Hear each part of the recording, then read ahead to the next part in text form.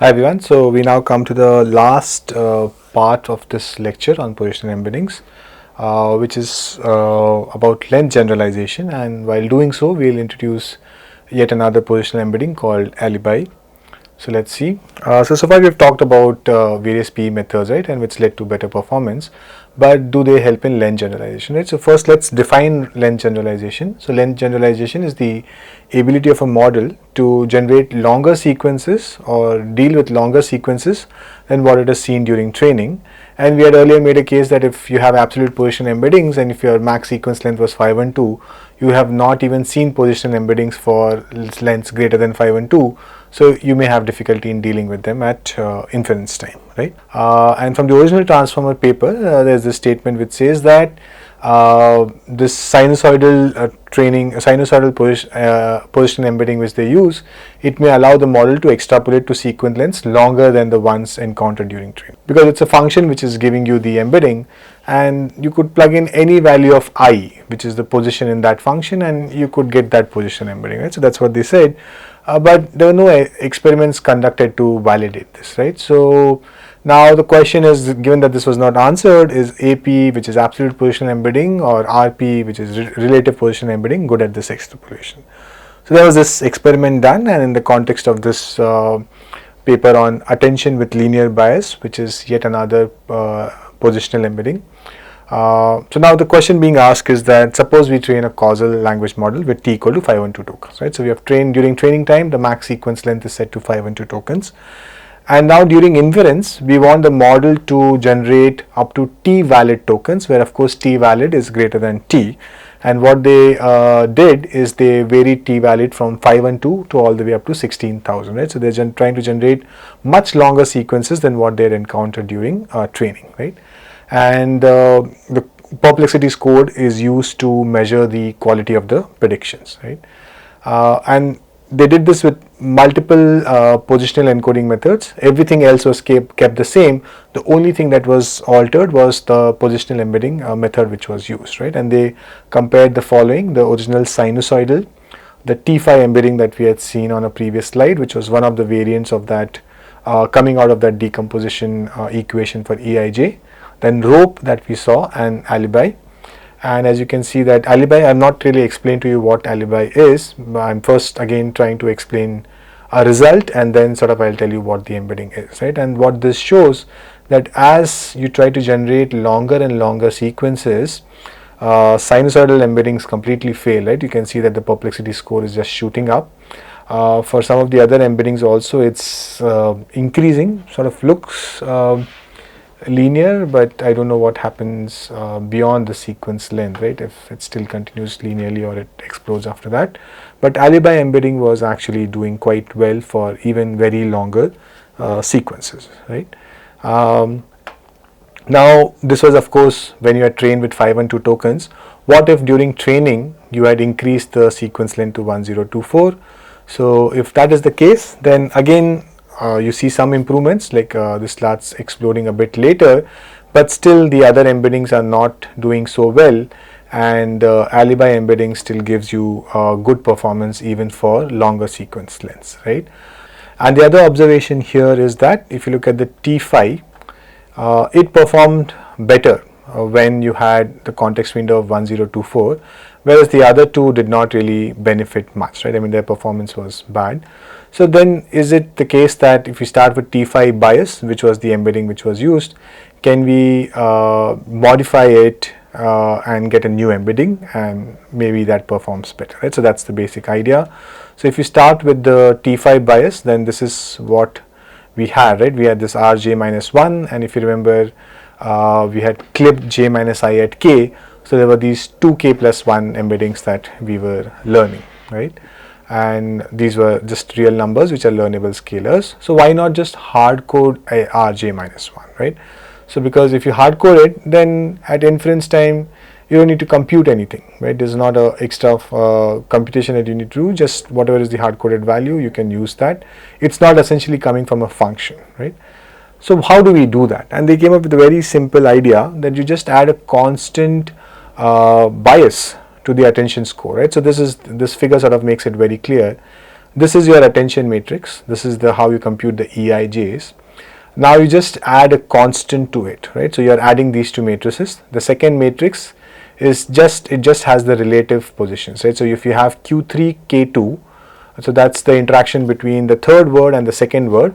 So the relative difference is -1, 2 minus 3, because the query word is 3 and the keyword is 2, so 2 minus 3, j minus I, so that is -1.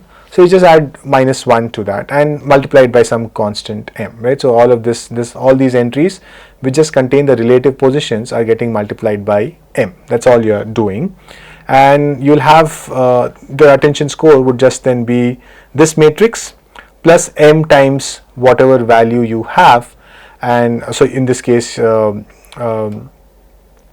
you'd have a vector, right? M times this vector, because Qik transpose is a vector, and you just compute the softmax over that. So don't worry about what this equation says, just you know that the individual values will come from this matrix, and then you do the softmax the regular way, right? That's just the same thing written as an equation there, right?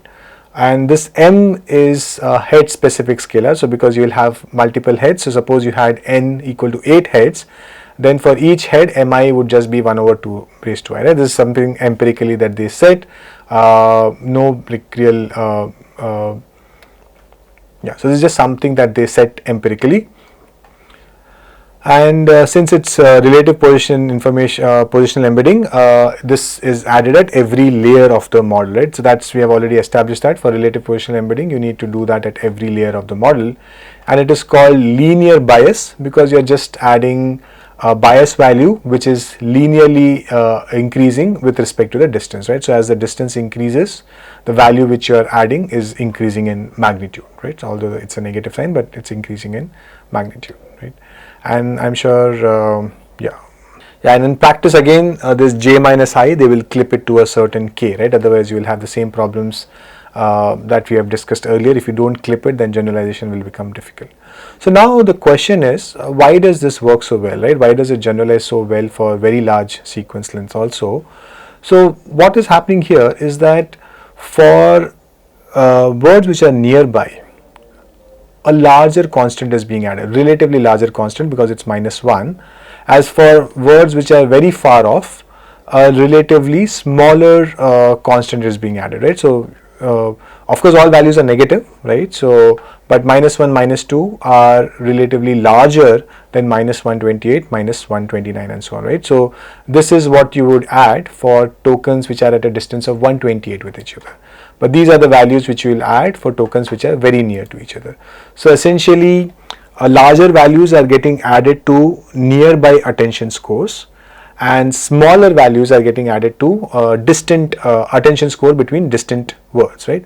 So in effect what is happening is it's the same effect as having a local attention window, right? Because now the words which are nearby to each other, they are getting a boost, and the words which are farther away are not getting a boost, right? So in effect it will pay more attention to nearby tokens.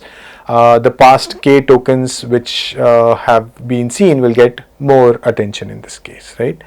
And so that it just basically is acting as a local attention window, and which makes sense, right? Because that's what we had seen in earlier studies, that most of the attention is to nearby tokens, and this is sort of encoding that by making the positions explicit, or the relative difference between the positions explicit. Now subsequent studies have also generalized it, but Alibi is still popular. So is that all? Like, should we use relative positional embeddings? Is that what is being established? So answer funnily is no. There is something known as no position embeddings, which as you can imagine means don't use any position embeddings.